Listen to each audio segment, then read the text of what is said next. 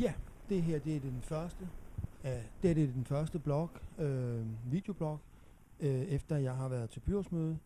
Den vil jeg prøve at aflevere hver gang, at jeg kommer hjem. Hej og velkommen. Det her det er den første videoblog, efter at jeg er kommet i byrådet. Der vil jeg hver gang efter et byrådsmøde lige kort fortælle lidt om, hvad jeg synes, der har været de vigtigste punkter. Og jeg starter her nu. Det første byrådsmøde, det var her den 9. januar, og der var 19 punkter på, og nogle mere interessante end andre. Et af de interessante, det var budgetprocessen for 2013. Det var en sag, som jeg stemte imod, som en af de eneste, og årsagen er den, at jeg sådan set synes, at den budgetproces, der bliver lagt op til, ligger for tæt op af VARFES økonomiske politik, som jeg ikke kan gå ind for. Jeg kan godt se, at der er brug for at lave et stramt budget, der vil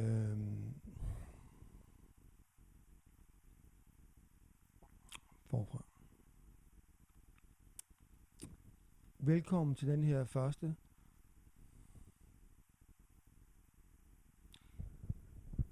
Velkommen til min første videoblog, som jeg vil prøve at aflevere hver gang, der har været byrådsmøde. Jeg var til mit første byrådsmøde i går her den 9.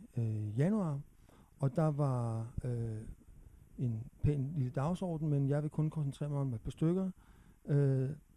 Og det første, jeg vil fortælle lidt om, det er budgetprocessen for 2013. Det var en sag, som jeg stemte imod, og det gjorde jeg, fordi at jeg synes, at alle kommunens budgetområder skal med i den her proces, og der var lagt op til, at der skulle tages 2 områder ud, blandt andet IT-investeringer. Det kan være meget fornuftigt at lave IT-investeringer, men jeg synes, at de skulle med ind i budgetprocessen på lige fod med de andre.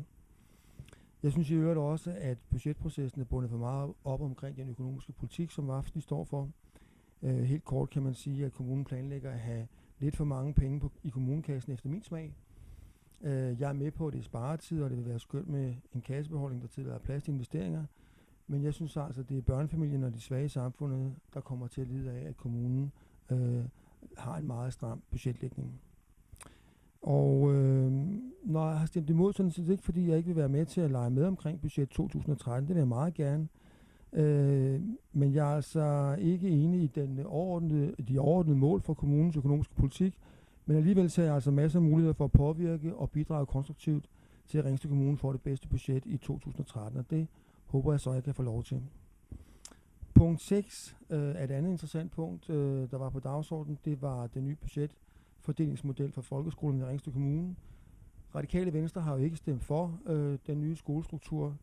Vi sætter spørgsmålstegn ved, om økonomien bagved holder, og det gør vi sådan set stadigvæk. Det er klart, at vi håber på, at det faktisk passer, det her regnestykke, der er sat op, men det vil vi gerne se. Men det er nu ikke derfor, vi har stemt for den her sag, og det har vi gjort for, at den fordelingsmodel, der er lagt op til, synes vi er mere retfærdig end den gamle, man havde, hvor det var de store skoler, der var med til at finansiere de små.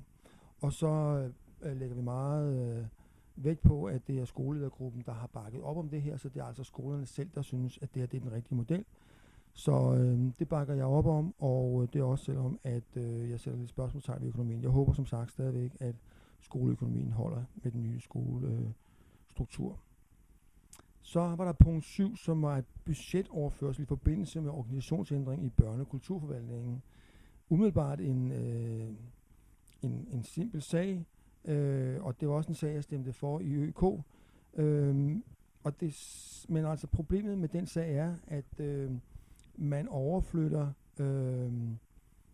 nogle konsulenter fra børne- og det borgernære UPPR til det mere administrative og centrale del af forvaltningen. Og det er altså, som jeg ser det, så er der tale om en centralisering, og det synes jeg er et problem. Jeg kan også se, at medarbejderne i UPPR i deres høringssvar har reageret kraftigt over for det her. Den daglige nærhed, som konsulenterne har haft med psykologer og pædagoger, den risikerer at forsvinde. Men jeg havde mit første møde i ØK og var ikke helt skarp på den sag her, og derfor så endte jeg med at stemme for den i ØK, og det gjorde jeg så altså også i byrådet, selvom jeg faktisk helst ville have stemt imod. Så man kan sige, det var noget af de byer for, at en af de sager, som jeg faktisk var imod, den endte jeg med at stemme for. Men sådan var det, og det var de 3 vigtigste sager fra Ringsted dagsorden her i går aftes, sådan som jeg ser det. Jeg håber, vi ses igen. Hej.